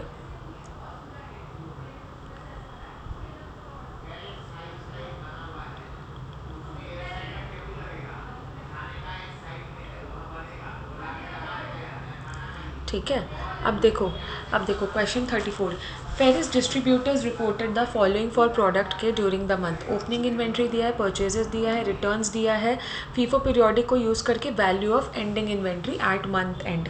अब ओपनिंग इन्वेंट्री दिया 150 एट द नाइट, ये कितना हुआ 150 at the night at the rate of 9, इतना हुआ। इन्वेंट्री यूनिट्स बैलेंस कितना बचा 150 बचा। इन्वेंट्री का वैल्यू कितना है 1350। और लेयर का डिटेल क्या है, ये लेयर 1। फिर आता है परचेजेस मेरा कितना है 200 इंटू 9.6 1920। इन्वेंट्री यूनिट बैलेंस कितना है, इन्वेंट्री यूनिट बैलेंस है 150 प्लस 200 350। फिर इन्वेंट्री वैल्यू कितना बचेगा हमारा 1350, जिस 1350 plus 1920, this 1350 plus 1920, so 3270। Layer 1 और लेयर 2 यहाँ पे दोनों हो गया। अब हमारा रिटर्न है, हमारा रिटर्न कितना है, ये वाला हमने वापस कर दिया, तो ये कितना वापस गया 192। तो मेरा कितना इन्वेंट्री बचा, ये 350 में से मैं 20 माइनस कर दूंगी 330 बचा। और इन्वेंट्री बैलेंस कितना होगा, वैल्यू कितनी होगी, 3270 में से 192 माइनस कर देंगे, तो 3078 हो गया। फिर मेरा सेल्स कितने का हुआ, मेरा सेल्स हुआ 260 का। क्वेश्चन पूछ रहा है what is the value of ending inventory at month and. Ending inventory का वैल्यू कितना है, एंडिंग इन्वेंट्री का अगर मैं वैल्यू कैलकुलेट करूँ तो अब मैं यहाँ पे इसको एक बार डिस्कलर कर देती हूँ तो आप लोगों को क्लियर होगा। एंडिंग इन्वेंट्री, अब देखो इन हैंड हमारी कितनी इन्वेंट्री है 330, जिसमें से 150 पुराना है, 180 नया है और 260 मैंने सेल किया। 260 मैंने सेल ऑफ कर दिया, तो बचा कितना, बचा मेरा 70 बचा मेरा कितना 70 बच गया, राइट। 70 यूनिट्स मेरे बच गए, क्यों, क्योंकि 330 में था, उसमें से मेरा सेल्स कितना हुआ 260 हुआ, तो बचा मेरा कितना 70 बच गया। अब ये 70 की मेरी वैल्यू कितनी है, ये 70 की मेरी वैल्यू कितनी है और 70 मेरा कौन सा बचा, क्योंकि हम लोग फीफो फॉलो कर रहे हैं तो फर्स्ट इन फर्स्ट आउट वाला जाएगा, तो ये 70 मेरा नया वाला बचा। तो this 70 multiplied by this 9.6, this 70 multiplied by 9.6, 672 मेरा कितना हुआ 672 हो गया मेरा, 672 हो गया मेरा, क्या बचा मेरा हो गया एंडिंग इन्वेंट्री, 672 मेरा हो गया एंडिंग इन्वेंट्री। लॉजिकली सॉल्व करना है, कोई फॉर्मूला नहीं, कुछ नहीं, सिर्फ लॉजिक लगाना है कि फर्स्ट इन फर्स्ट आउट है, तो यानी ये पुराना वाला पहले बिक जाएगा 150 पूरा का पूरा। फिर इसमें से 180 में से और ले लेंगे हम लोग 60 और उसको 110 और ले लेंगे, तो बचा कितना 70, और वो 70 कितने में बिकेगा बचेगा एट द रेट ऑफ 9.6, ये वाला बचा हो गया, तो इसलिए 672 मेरा आंसर हो गया। Coming to the question number 35, question 35 कह रहा है which of the following statements about periodic and perpetual inventory system is correct. कौन सा करेक्ट है, option A a perpetual inventory system eliminates the need for a periodic physical inventory count entirely. क्या perpetual से eliminate हो जाता है, नहीं। Then option B both periodic and perpetual inventory systems require a physical inventory count at least once a year to verify the record balances and identify the shrinkage. क्या ये सही है, येस, क्योंकि as per US GAAP physical inventory count is required once annually. Then coming to option C क्या कह रहा है, a periodic inventory system provides real time inventory balances throughout the year। नहीं, ये तो perpetual का बल्कि करेक्ट आंसर है। फिर option D perpetual inventory systems are only permitted for the companies using the FIFO cost flow assumption। क्या ये सही है, नहीं, ये भी सही नहीं है।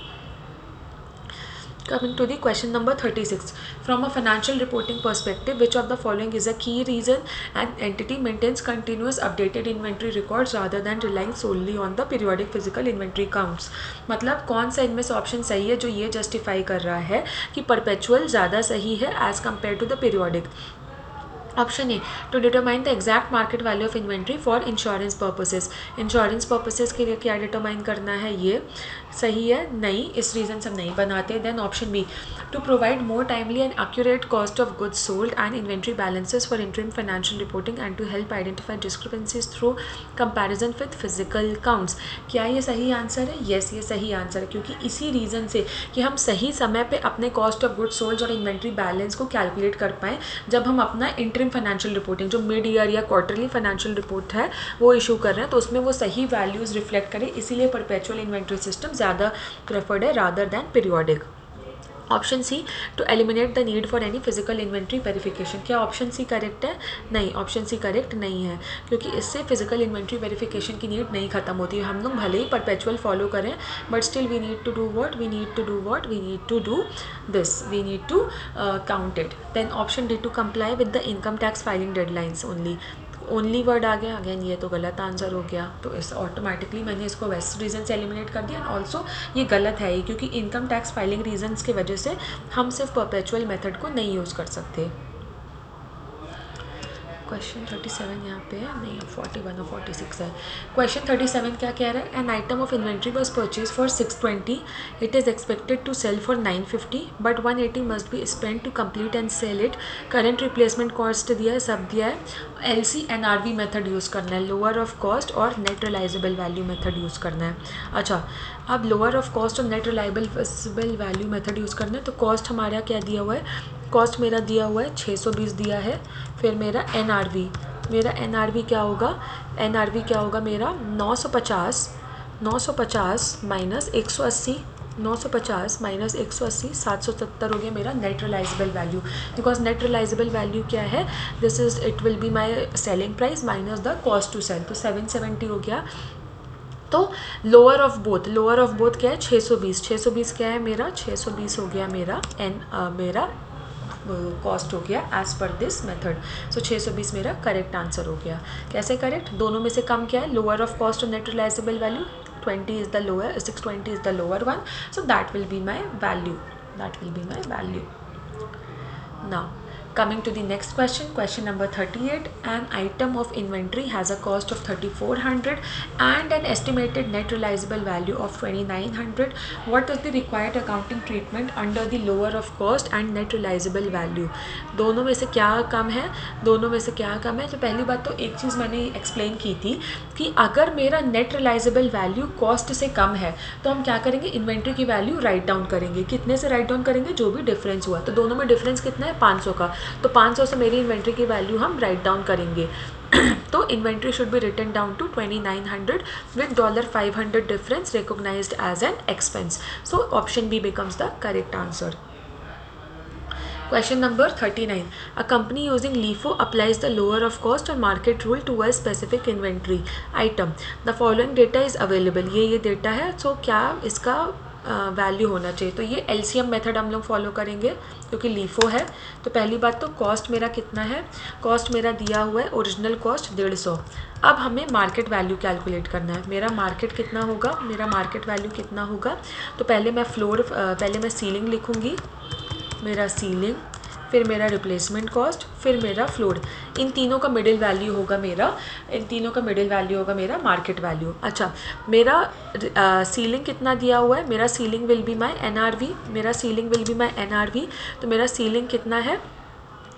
मेरा सीलिंग कितना हुआ है? 160 दिया है। फिर मेरा रिप्लेसमेंट कॉस्ट कितना है? मेरा रिप्लेसमेंट कॉस्ट है 145 मेरा रिप्लेसमेंट कॉस्ट है। फिर मेरा फ्लोर क्या होगा?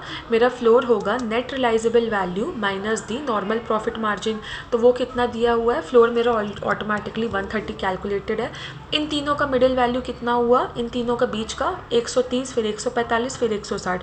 तो 145 इन दोनों के बीच में आता है, 130 और 160 के बीच में आता है। तो 145 क्या हो गया? 145 मेरा मार्केट वैल्यू हो गया।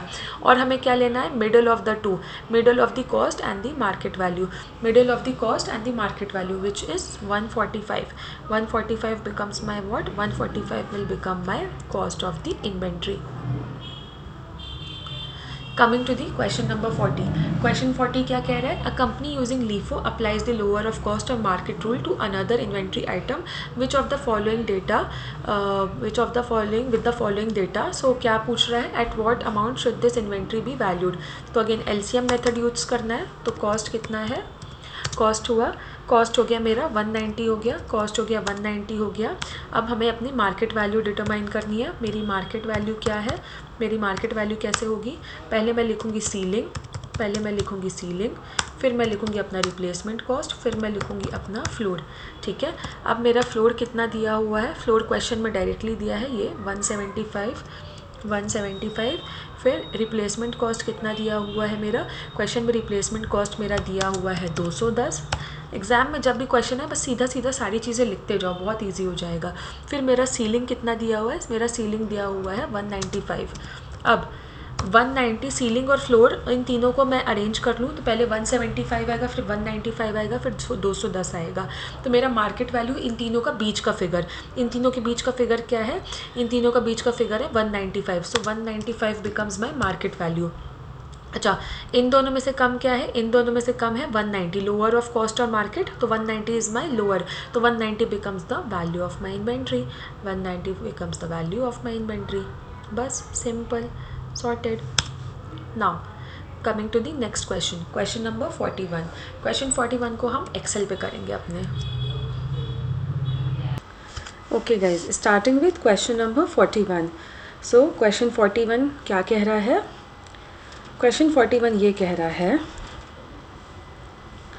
इसको ना मैं तो ज़्यादा बेटर रहेगा। देखो क्वेश्चन 41 कह रहा है कि Halverson company discovered that its ending inventory at 31 December year 4 was overstated by 40,000 due to a physical counting error.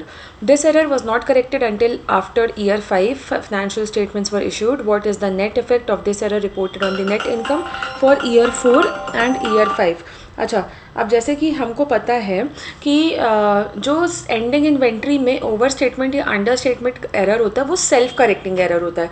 हम ये ऑलरेडी एग्जाम्पल के मदद से अच्छे से समझ भी चुके हैं जब हम कॉन्सेप्ट पढ़ रहे थे। अब यहाँ पे आ गया है ऐसे क्वेश्चन भी, ये न्यूमेरिकल बेस्ड नहीं है, सिर्फ हमें बताना है कि इसका क्या इम्पैक्ट हुआ।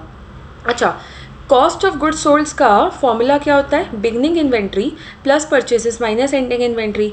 कह रहा है क्वेश्चन ईयर 4 में ending inventory is over stated, जितना होना चाहिए उससे ज़्यादा था 40,000, तो जितना होना चाहिए उससे ज़्यादा था 40,000, यानी मेरा कॉग्स कम हो गया कि नहीं, क्योंकि मैंने ज़्यादा माइनस कर दिया इसमें से एंडिंग इन्वेंट्री। मेरा कॉग्स अगर कम हुआ तो मेरा नेट इनकम ज़्यादा हो गया, मेरा नेट इनकम ओवर स्टेटेड हो गया। तो क्या ये मैं कह सकती हूँ कि ईयर 4 में मेरा नेट इनकम ओवर स्टेटेड हुआ? यस, ईयर 4 में मेरा नेट इनकम ओवर स्टेटेड हो गया। कौन कौन से ऑप्शंस में नेट इनकम ओवर स्टेटेड बोल रहा है, ईदर ऑप्शन ए या तो ऑप्शन सी में, जिसमें बोल रहा है कि ईयर 4 में नेट इनकम ओवर स्टेट हो गया। अच्छा, अब मेरा एंडिंग इन्वेंट्री ओवर स्टेटेड है ईयर 4 में, ईयर 4 का एंडिंग इन्वेंट्री ईयर 5 का बिगनिंग इन्वेंट्री होगा या नहीं? ईयर 4 का एंडिंग इन्वेंट्री ईयर 5 का बिगनिंग इन्वेंट्री होगा। तो अगेन फिर से मैंने ये फॉर्मूला लिखा, तो बिगनिंग इन्वेंट्री मेरा ज़्यादा हुआ, यानी मेरा कॉग्स ज़्यादा हो गया, मेरा बिगनिंग इन्वेंट्री ओवर स्टेटेड हुआ, जिसकी वजह से कॉस्ट ऑफ गुड्स सोल्ड ज़्यादा हुआ। कॉस्ट ऑफ गुड्स सोल्ड ज़्यादा हुआ तो मेरा प्रॉफिट कम हो गया, मेरा प्रॉफिट अंडर स्टेटेड हो गया। तो ईयर 5 में क्या हुआ, मेरा net income will be under stated by that amount. तो क्या मेरा ऑप्शन करेक्ट आंसर होगा? ऑप्शन बी होगा कि नेट इनकम क्या है, net income is sorry option B नहीं, ऑप्शन सी होना चाहिए। हाँ, ऑप्शन ए होना चाहिए। Net income over stated by 40,000 and net income under stated by 40,000 in year 5, year 4 और ईयर 5 का ये ट्रीटमेंट होगा। ओके, और कोई क्वेश्चन एक्सेल पे इसके बाद करना है? हाँ, इसके बाद क्वेश्चन 46 करना है। Question 42, Cobblestone company received goods FOB shipping point from a supplier on 28 December year 6। The goods arrived and were correctly included in the physical inventory count at year 6। However the related purchase invoice had not been recorded in the accounts payable ledger as of year end. What effect does this have on Cobblestone's year 6 financial statement? तो अब देखो, inventory हमने record कर लिया, inventory मैंने सही से record कर लिया, कितने पे? इन्वेंट्री हमने सही डेट पे रिकॉर्ड किया, लेकिन हमने क्या किया, हमने अकाउंट्स पेबल नहीं रिकॉर्ड किया सॉरी, हमने अकाउंट्स पेबल नहीं रिकॉर्ड किया। अब मैंने अकाउंट्स पेबल नहीं रिकॉर्ड किया तो मेरा अकाउंट्स पेबल अंडर स्टेटेड हो गया कि नहीं? यस मेरा अकाउंट्स पेबल अंडरस्टेटेड हो गया और मेरा इन्वेंट्री सही से रिकॉर्ड हुआ, इन्वेंट्री में कोई दिक्कत नहीं है, तो मैं कह सकती हूँ इन्वेंट्री इज़ करेक्टली स्टेटेड। कौन सा ऑप्शन कह रहा है inventory is correctly stated and accounts payable is over stated? तो ऑप्शन बी कह रहा है कि inventory is correctly stated but accounts payable and purchased are under stated, क्योंकि हमने उसको रिकॉर्ड ही नहीं किया, जिसकी वजह से मेरा नेट इनकम भी ओवर स्टेट हुआ। क्यों? क्योंकि भाई हमारा जो परचेजेज है वो मेरे नेट इनकम को रिड्यूस करेगा। अब मैंने परचेजेस रिकॉर्ड ही नहीं किया तो मेरा नेट इनकम क्या हो गया, ज़्यादा हो गया, वो ओवर स्टेटेड दिख रहा है। Coming to the next question, question 43. Windmere company purchased goods FOB destination from a supplier. FOB destination from a supplier पे terms पे goods उसने खरीदा. As of 31st December year end, the goods were still in transit and had not yet arrived. So they were correctly excluded from the physical inventory count. However, Windmere's accounting staff mistakenly recorded the purchases and related accounts payable when the invoice was received on 29 December before the goods arrived. What effect does this have on Windmere year and financial statements? तो हुआ क्या, FOB destination है तो हमने इसको सही से exclude कर दिया अपनी इन्वेंट्री से, तो मेरा इन्वेंट्री सही है, लेकिन हमने इसको परचेजेस रिकॉर्ड कर लिया और अपना अकाउंट्स पेबल रिकॉर्ड कर लिया, तो इन्वेंट्री इज करेक्टली स्टेटेड। कौन सा ऑप्शन कह रहा है inventory is correctly stated? This option is saying. फिर मेरा परचेजेस और अकाउंट्स पेबल ओवर स्टेटेड हुआ कि नहीं? यस, क्योंकि तब तक मैं रिकॉर्ड नहीं करूँगी परचेजेस और अकाउंट्स पेबल जब तक मैं उसको मिल नहीं जाएगा मेरे को, तो मैंने पहले ही रिकॉर्ड कर लिया, तो इसीलिए मेरा परचेजेस और अकाउंट्स पेबल ओवर स्टेटेड हो गया, जिसके वजह से क्या हुआ, जिसके वजह से मेरा नेट इनकम कम हो गया। भाई मैंने अकाउंट्स पेबल और परचेजेस रिकॉर्ड कर दिया तो मेरा नेट इनकम कम हो गया, तो option B becomes the correct answer. Question number 44. Largement Gallery holds goods on consignment from Vantage Art Supply. अच्छा, लार्जमेंट गैलरी के पास कंसाइनमेंट वाला गुड्स है, जो किसका ओनर कौन है? वांटेज ने। वांटेज ने अपना गुड्स लार्जमेंट को दिया। As of the year end physical count Largement included these consigned goods in its own inventory. What is the effect of this error on Largement's financial statements? अब देखो, जब गुड्स कंसाइनमेंट पे होता है तो क्या होता है, जो कंसाइनर होता है, इस केस में कंसाइनर कौन है? वांटेज, और कंसाइनी कौन है? लार्जमेंट। बुक्स इन्वेंट्री हमेशा कंसाइनर के बुक्स ऑफ अकाउंट में रिकॉर्ड होगा, तो इसमें कंसाइनर कौन है? वांटेज, और लार्जमेंट अपने बुक्स पे कभी भी नहीं रिकॉर्ड करेगा, बट गलती से इसने क्या किया, लार्जमेंट ने अपने बुक्स ऑफ अकाउंट्स पे इन्वेंट्री दिखा दी, तो इसके वजह से इनकी इन्वेंट्री ओवर स्टेटेड हो गई कि नहीं? यस, इनकी इन्वेंट्री ओवर स्टेटेड हो गई। कौन सा ऑप्शन कह रहा है करेक्ट आंसर क्या है? ऑप्शन बी कह रहा है कि लार्जमेंट inventory is over stated since consigned goods belong to the consigner until sold. अब आते हैं क्वेश्चन नंबर 45 पे। क्वेश्चन 45 क्या है? What journal entry is required to record inventory withdrawn by the owner of a sole proprietorship for personal use at cost. अब sole proprietor draw कर रहा है इन्वेंट्री, ले रहा है इन्वेंट्री, तो उसको ड्राइंग्स कहेंगे। इन्वेंट्री बाहर जा रही है तो इन्वेंट्री को क्रेडिट कर देंगे और डेबिट कर देंगे, ड्राइंग्स। सिंपल लॉजिक लगाना है बस, और ऑप्शन कौन सा सही है? ऑप्शन ए करेक्ट है। भाई इन्वेंट्री बाहर जा रही है तो सीधा से इन्वेंट्री को क्रेडिट कर देंगे, या तो परचेजेस क्रेडिट कर देंगे क्योंकि सोल प्रोप्राइटर खुद खरीद रहा है, और डेबिट क्या कर देंगे? ड्राइंग्स डेबिट कर देंगे। Question number 46। नेक्स्ट क्वेश्चन क्या कह रहा है? Ashcom's company annual inventory count took place on year January 6 year 8। ये इसको हम लोग ना एक्सेल पे करते हैं। चलो, हाँ ये ऑलरेडी एक्सेल पे है, ग्रेट। चलो इसको मैं ऐसे करके हाइड कर देती हूँ एक बार, फिर अपने लोग सॉल्व करेंगे, ठीक है। क्वेश्चन कह रहा है कि what is Ashcom's inventory valuation at December year 7। Inventory का वैल्यू निकालना है। अच्छा, 31st पहली बात तो क्या है कि इन्वेंट्री काउंट कब हुआ? 6 जनवरी को हुआ, और बुक्स कब क्लोज करें? 31 दिसंबर को। और हमने क्या किया, जो मेरी 31 दिसंबर को इन्वेंट्री वैल्यू है वो कितनी है? 31 दिसंबर को हमने इन्वेंट्री वैल्यू की 48,400, जिसमें कि क्या क्या इंक्लूडेड है? जो 31 दिसंबर और 6 जनवरी के बीच का एक परचेजेस और एक सेल्स वो इंक्लूडेड है। तो एक मेरा परचेजेस इंक्लूडेड है, तो परचेजेस अगर जो इंक्लूडेड है उसको मेरे को माइनस करना चाहिए या नहीं करना चाहिए? बिल्कुल करना चाहिए। क्यों माइनस करना चाहिए? इसलिए क्योंकि वो मैंने साल के एंड के बाद ख़रीदा है, तो वो मेरी पार्ट ऑफ इन्वेंट्री नहीं होना चाहिए एज ऑफ 31 दिसंबर। 31 दिसंबर वाली इन्वेंट्री में वो उसका पार्ट नहीं होना चाहिए, तो इसीलिए 5600 हम क्या कर देंगे, उसमें से माइनस कर देंगे। फिर मैंने सेल रिकॉर्ड किया है कितने का? 12,000 का। अच्छा, और एक पॉइंट इंपॉर्टेंट दिया है, the gross margin is 30% of the price, sales price. The gross margin is 30% of the selling price. The gross margin is 30% of the selling price. तो ये जो 12,000 सेलिंग प्राइस है ना, इसमें ग्रॉस मार्जिन भी included है। तो 12,000 में से 30% अगर निकाल देंगे तो बचा हुआ 70% will be my cost of good sold. बचा हुआ 70% will be cost of good sold. तो इसे हमें क्या करना चाहिए, वापस ऐड बैक कर देना चाहिए, क्योंकि ये हमारा सेल नहीं हुआ है एज ऑफ 31 दिसंबर, ये 31 दिसंबर के बाद हुआ है। अब इन तीनों का सम टोटल ले लेंगे तो 61,200 मेरा क्या हो गया, इन्वेंट्री का value as of 31 December year 7। Simple. Now coming to the question number 47। Question 47 क्या कह रहा है, Brindlewood company sells 3 products at year end. Product X, Y और जेड तीनों दिया हुआ है। अब तीनों का क्या बोल रहा है कि हमें कैलकुलेट करना है total of the inventory value reported और फॉलो करना है NRV method, LC NRV method. अच्छा, अब एक एक प्रोडक्ट को लेते हैं। प्रोडक्ट एक्स का कॉस्ट कितना है 4200 और नेट रिलाइजेबल वैल्यू कितना है 6400। दोनों में से कम क्या है 4200, तो वो हो जाएगा मेरा कॉस्ट। फिर प्रोडक्ट वाई कॉस्ट कितना है 3100, नेट रिलाइजेबल वैल्यू कितना है 2850। दोनों में से कम कितना है 2850, तो ये हो गया मेरा कॉस्ट। फिर प्रोडक्ट जेड में कॉस्ट और नेट रिलाइजेबल वैल्यू दोनों सेम है, तो 5000 हो गया मेरा ये। तो मेरे से पूछ रहा है टोटल कितना है, टोटल इन्वेंट्री वैल्यू कितना है। तो टोटल हो गया 4200 प्लस 2850 प्लस 5000, तो ये मेरा टोटल आ गया 12050।